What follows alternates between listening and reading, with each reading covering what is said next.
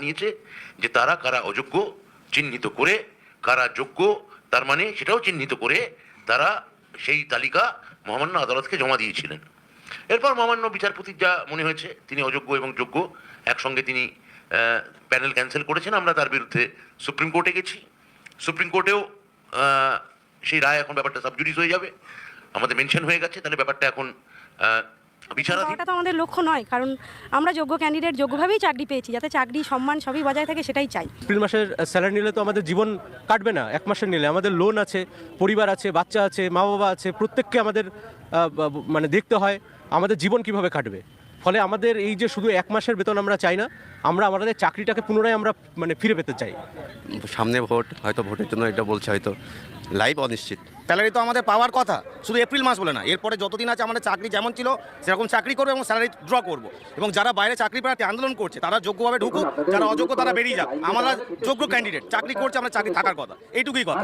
রাজনীতি তো হচ্ছে, অবশ্যই হচ্ছে। এপ্রিল মাস পর্যন্ত, তারপরে যে আমরা কি করব, চাকরি হারা হিসাবে আমরা কি করব, আমরা যে বানের জলে ভেসে গেলাম, এই কথাটা রাজ্য সরকার একবারের জন্য মাথায় রাখলেন না।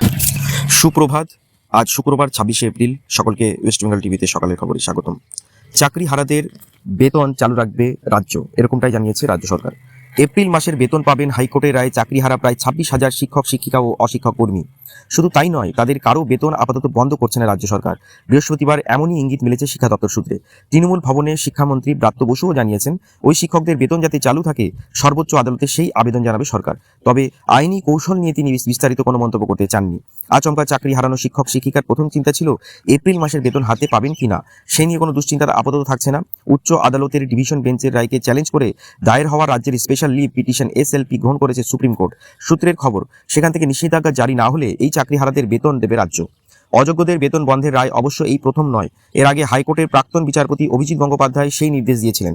সেবার রাজ্য সরকারও তা মেনে নেয়, বন্ধ করা হয় মাইনে। কিন্তু সুপ্রিম কোর্টে মামলা করে হাইকোর্টের রায়ে শুধু স্থগিতাদেশ নয়, পুনরায় বেতন চালুর অর্ডার নিয়ে আসেন ওই অযোগ্যরা। এখন CBI ও SSCর যৌথ বিবেচনায় সেই অযোগ্যদের বেতন রাজ্য সরকার চালিয়ে যাবে না বন্ধ করবে সেই ইঙ্গিত অবশ্য মেলেনি। তবে ডিভিশন বেঞ্চের রায়ে অসহযোগিতার অভিযোগ এদিন খারিজ করে দিয়েছেন SSCর চেয়ারম্যান সিদ্ধার্থ মজুমদার। সাংবাদিক বৈঠক করে তার দাবি, আদালত না চাইতেই 3 বার শতপ্রণোদিত হলফনামা দাখিল করে অযোগ্যদের সম্পর্কে তথ্য জমা দেওয়া হয়েছিল। 3 দফায় নবম দশমে বাতিল করা হয়েছিল 993 জন প্রার্থীকে। একাদশ দ্বাদশে 811 জন, গ্রুপ সি পদে 1133 জন এবং 2313 জন গ্রুপ ডি কর্মীর চাকরি বাতিল করা হয়েছে। র্যাঙ্ক টপকে নিয়োগ, OMR এর নম্বরে হেরফের প্রভৃতি বহু কারণে এদের অযোগ্য হিসেবে চিহ্নিত করে SSC। তৃণমূল ভবনে সাংবাদিক বৈঠকেও SSCর ওই হলফনামা জমা দেওয়ার প্রসঙ্গে তোলেন শিক্ষামন্ত্রী ব্রাত্য বসু। বলেন, OMR শিট SSCর কাছে ছিল না। CBI তাদের যেমন তথ্য দিয়েছিল তা মিলিয়েই যথাসম্ভব অযোগ্যদের চিহ্নিত করেছে SSC।